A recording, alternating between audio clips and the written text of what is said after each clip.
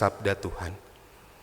Kami membuka hati kami akan firman Tuhan, membuka hati kami pada suara Tuhan yang hendak kami dengar dan renungkan bersama, membuka hati kami untuk diperbaharui oleh Roh Kudus, membuka hati kami untuk menjadi pelaku firman Tuhan yang setia. Amin. Baik, Bapak Ibu yang terkasih, kita buka Alkitab kita pada Minggu Advent yang pertama ini dari Injil menurut Matius pasal 24 ayat 36 sampai ayatnya yang ke-44.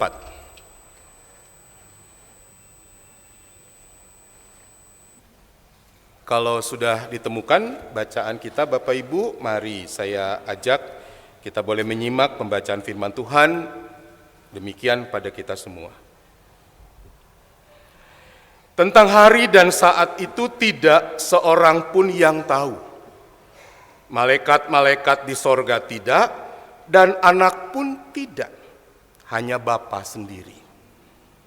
Sebab sebagaimana halnya pada zaman Nuh, demikian pula halnya kelak pada kedatangan anak manusia. Sebagaimana pada zaman sebelum air bah itu mereka makan dan minum, kawin dan mengawinkan sampai pada hari Nuh masuk ke dalam bahtera, dan mereka tidak tahu apa-apa sebelum air bah itu datang dan melenyapkan mereka semua. Demikian pula lah halnya kelak pada kedatangan anak manusia. Pada waktu itu, kalau ada dua orang di ladang, yang seorang akan dibawa dan yang lain akan ditinggalkan. Kalau ada dua orang perempuan sedang memutar batu giling, yang seorang akan dibawa dan yang lain akan ditinggalkan. Karena itu berjaga-jagalah, sebab kamu tidak tahu kapan harinya Tuhanmu datang. Namun ketahuilah, jika tuan rumah tahu jam berapa pada malam hari pencuri akan datang, sudah pasti ia berjaga-jaga dan tidak akan membiarkan rumahnya dibongkar.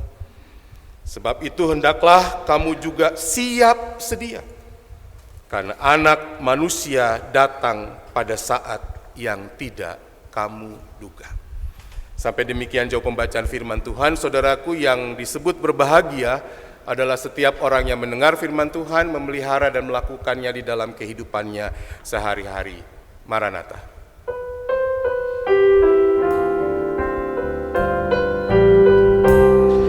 Maranatha, Tuhan akan datang. Maranatha, terpuji Sang Raja.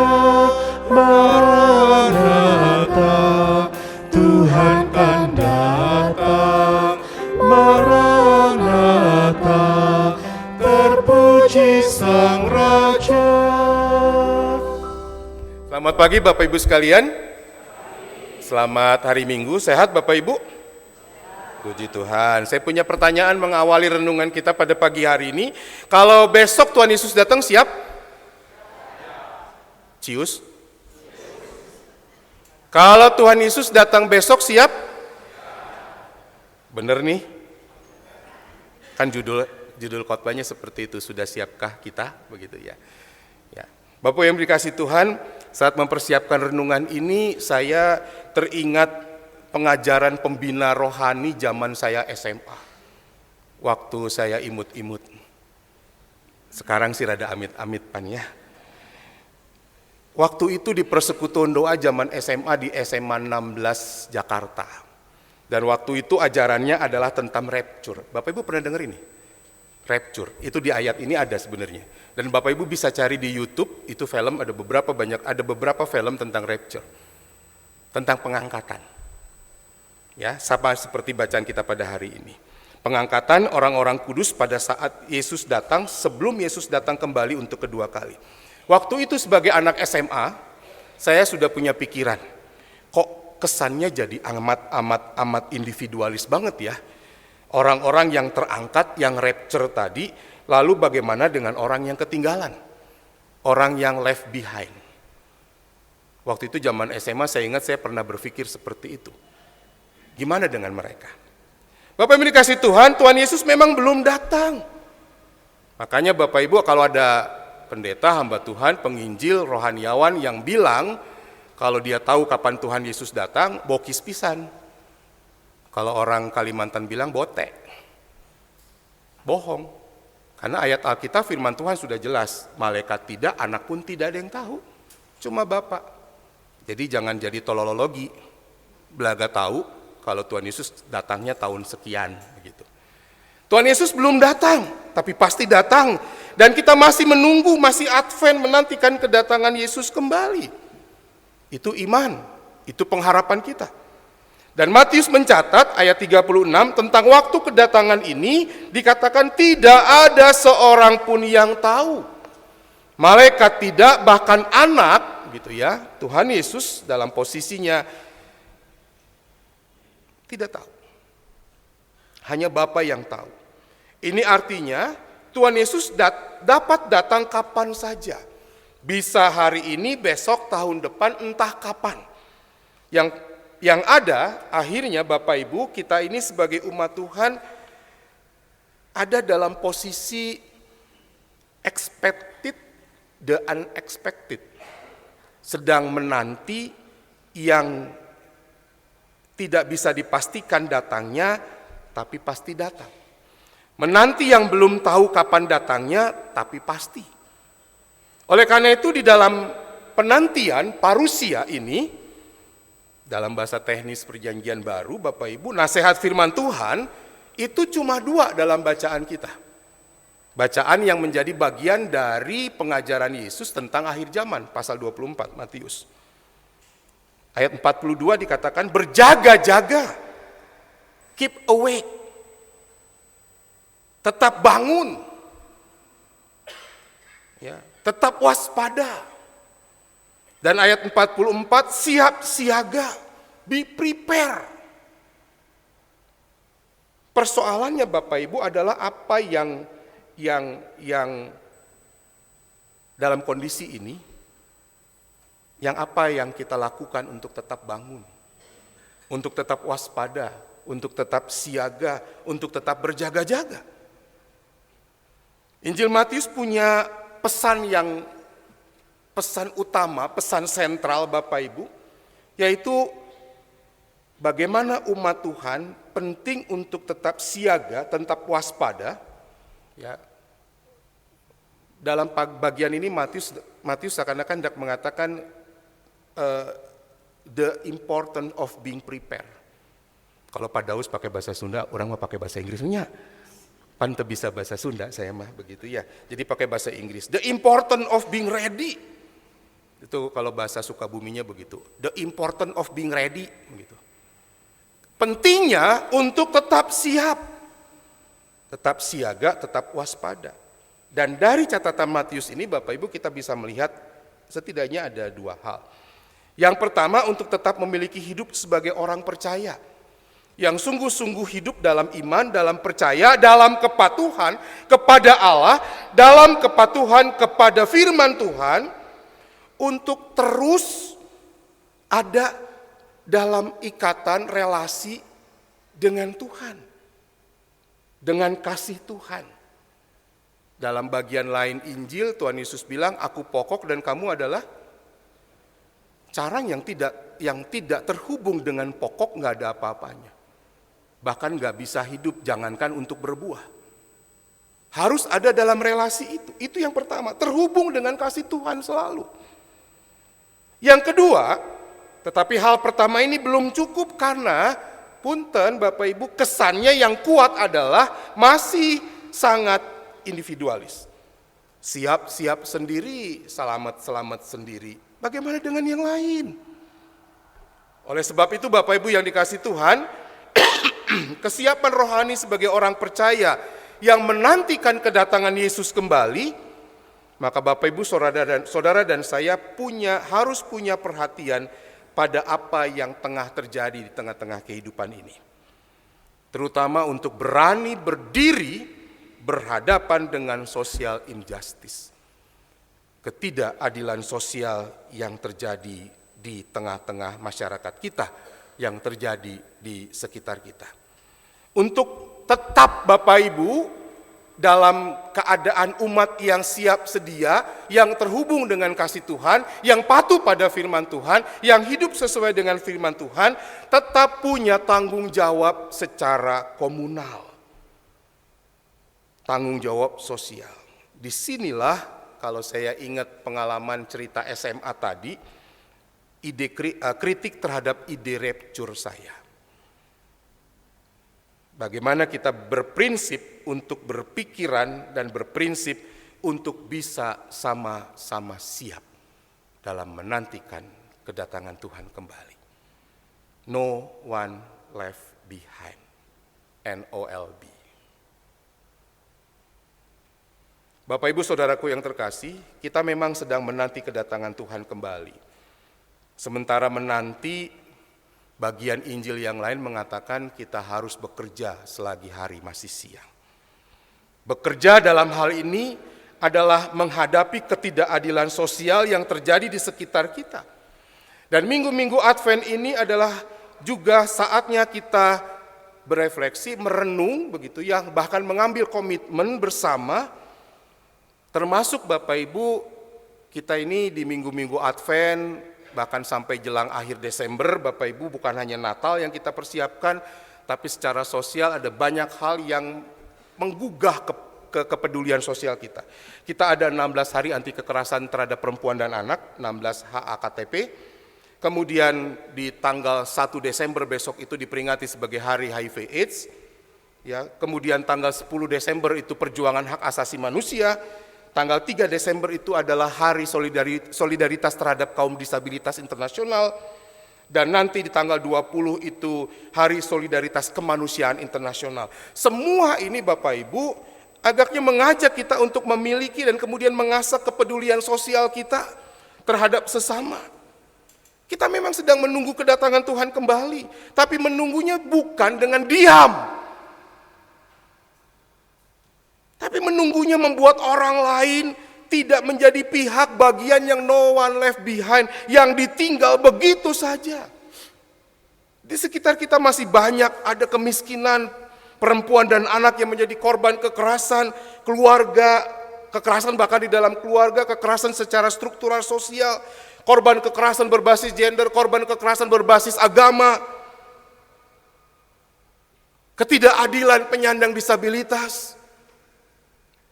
Bapak Ibu, frequently saya rapat di Jogja, di salah satu toko waralaba di seberang kampus UKDW. Bapak Ibu, saya salut sekali. Ada karyawannya penyandang disabilitas, diberikan kesempatan kerja. TOP banget lah itu. Ya, masih banyak seperti itu. Korban bencana alam, sama seperti yang sekarang terjadi di Sumatera. Bahkan ketidakadilan yang dilakukan terhadap alam semesta, seperti penggundulan hutan, pencemaran sungai, penggunaan pestisida berlebihan, penggunaan plastik, dan pencemaran udara, serta yang lainnya. Kita perlu berpikir, kita perlu bertindak nyata terhadap hal-hal itu, sementara kita menantikan Yesus datang. Kita menanti Yesus datang dengan mempertahankan iman, iya, dengan kepatuhan pada firman Tuhan jelas, tetapi juga bertindak berdasarkan iman itu, berdasarkan kepatuhan itu, berdasarkan hubungan kasih dengan Allah itu di dalam Yesus Kristus, bertindak terhadap persoalan sosial yang ada di sekitar kita. Bagaimana kita menjadi umat Tuhan yang menanti kedatangan Tuhan dengan giat bekerja. Dengan melakukan yang pertama Bapak Ibu, menjadi orang-orang yang bukan saja anti kekerasan terhadap perempuan dan anak. Dan bukan menjadi pelaku kekerasan terhadap perempuan dan anak. Tetapi berani menghentikan kekerasan itu terjadi. Bukan hanya say no, tapi juga bisa bertindak. Bapak Ibu tahu cerita orang Samaria yang baik hati? Hafal? Ya. Bapak Ibu, kalau cerita itu plotnya ditwist sedikit, maka orang Samaria itu jelas posisi yang harus kita teladani. Tapi bukan hanya menolong orang yang jatuh ke dalam penyamun, tapi kejar tuh penyamun, tangkap tuh penyamun, masukin di penjara. Paham? Twist. Baca Alkitabnya saya twist. Bukan hanya berhenti menolong orang yang jadi korban, bahkan berani berkorban, orang itu bayar lebih, dan kepada pemilik penginapan, kalau lebih ntar gue bayar. Tapi harusnya juga tangkap tuh penyamun supaya tidak melakukan yang sama lagi pada orang lain. Yang kedua Bapak Ibu, kesiapan rohani sebagai orang yang percaya, yang menantikan kedatangan Yesus, kita perlu untuk punya perhatian pada apa yang terjadi di tengah-tengah dunia ini. Terutama untuk berdiri menghadapi social injustice itu, ketidakadilan sosial yang terjadi di sekitar kita. Untuk tetap punya tanggung jawab sosial, communal responsibility Bapak Ibu. Dan hal yang terakhir ini tadi saya sudah sebut menjadi kritik saya pada ide rapture.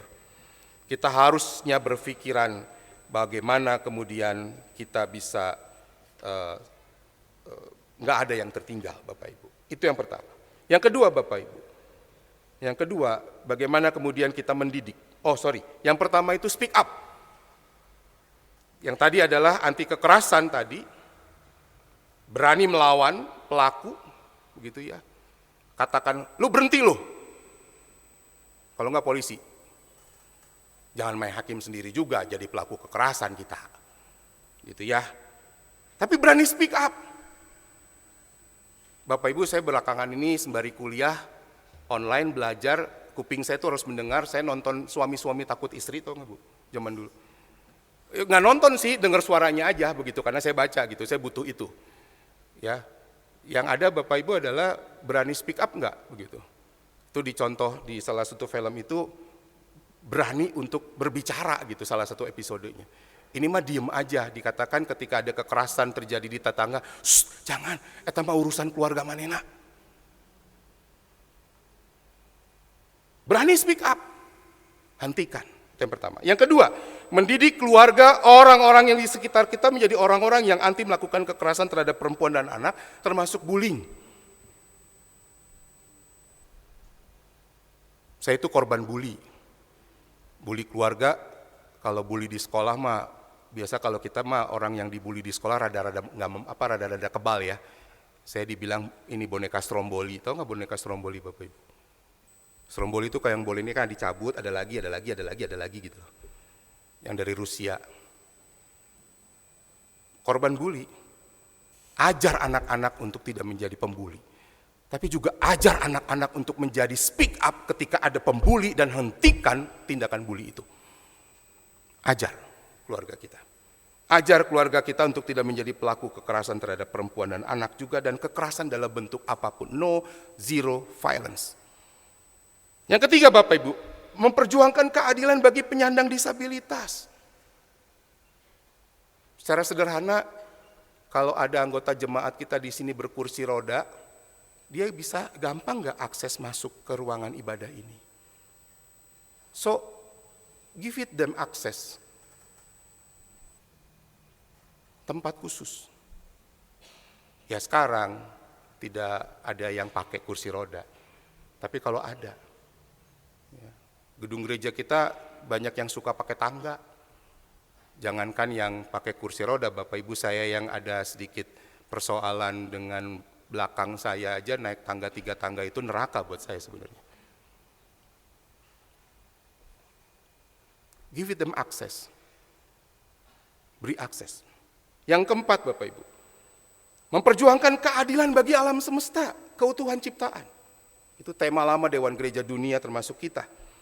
Tidak mencemari air, berusaha menanam pohon, mengurangi penggunaan pestisida pada tanaman, memilah sampah, mendaur ulang sampah, mengurangi penggunaan plastik dalam kegiatan gereja, menghemat energi. Kok Pak Adam ngomong ini di Minggu Advent? Iya, ini yang harus kita lakukan dalam menantikan Yesus.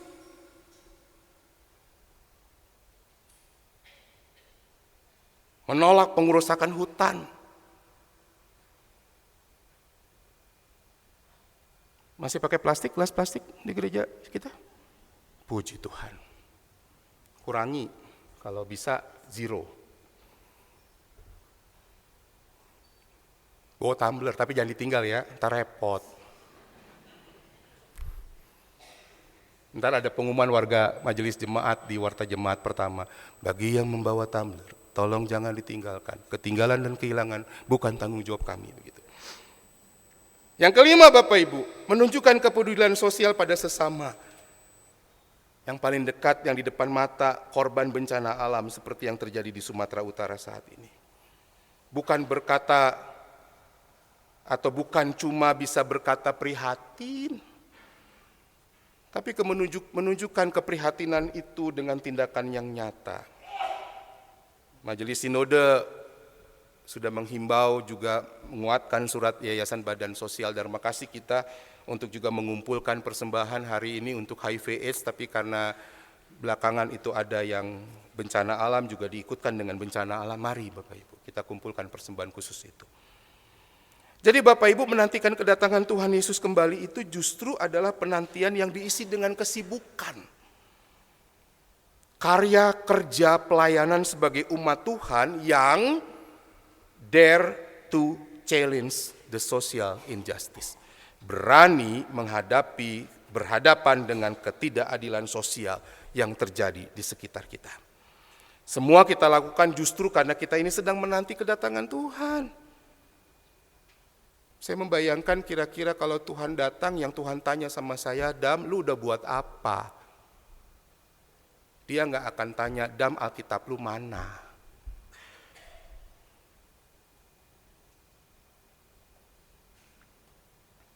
Semua kita lakukan justru karena kita sedang menantikan kedatangan Tuhan dengan berjaga-jaga, dengan bangun, dengan waspada, dengan siaga, keep awake.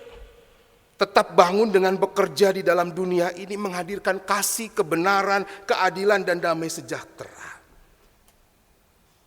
Bapak Ibu dikasih Tuhan, suatu hari ada seorang laki-laki tinggal di sebuah rumah sendirian, lalu dia tertidur.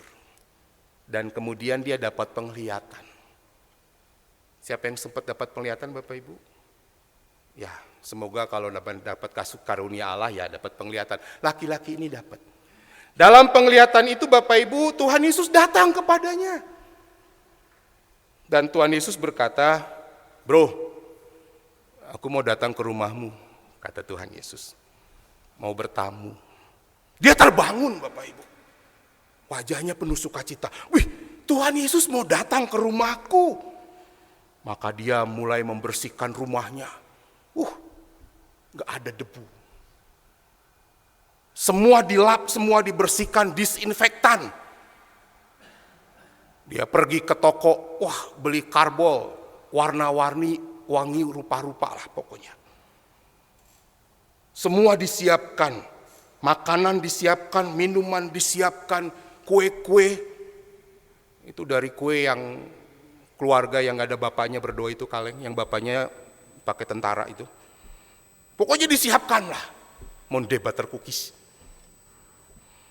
Pokoknya semua disiapkan Bapak Ibu. Dan dia siapkan kamar tamu, ganti spray, ganti bantalnya, dibersihkan.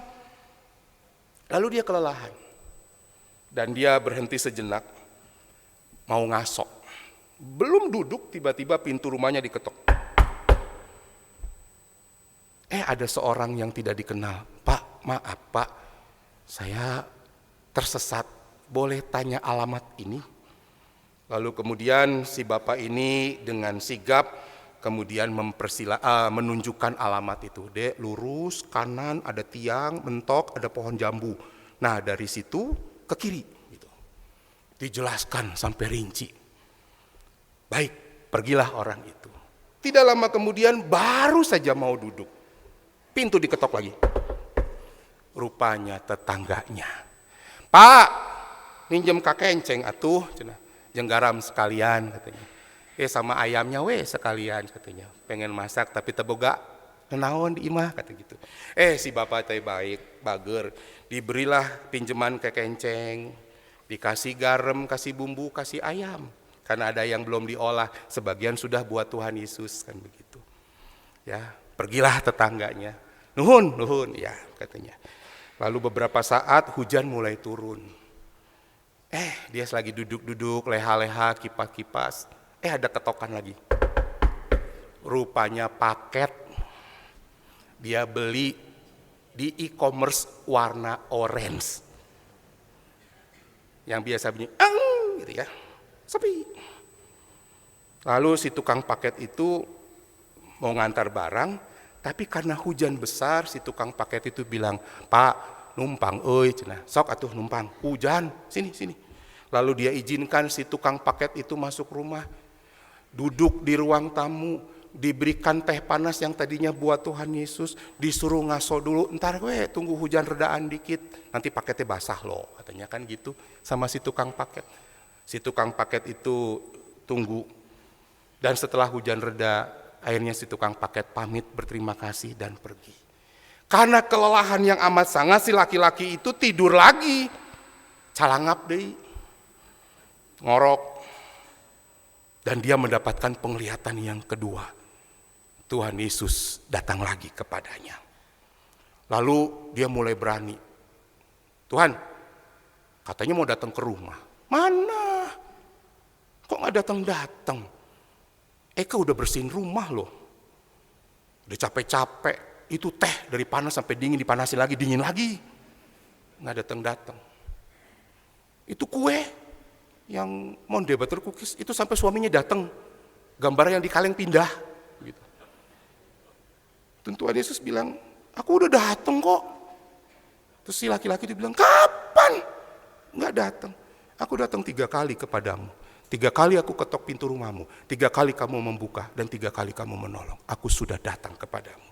Dan kamu sudah menjamu aku, menerima aku. Bapak Ibu dikasih Tuhan, saya tanya lagi. Bapak Ibu sudah siap Tuhan Yesus datang kembali? Sudahkah kesiapan itu terwujud dalam karya kehidupan pelayanan kita pada sesama?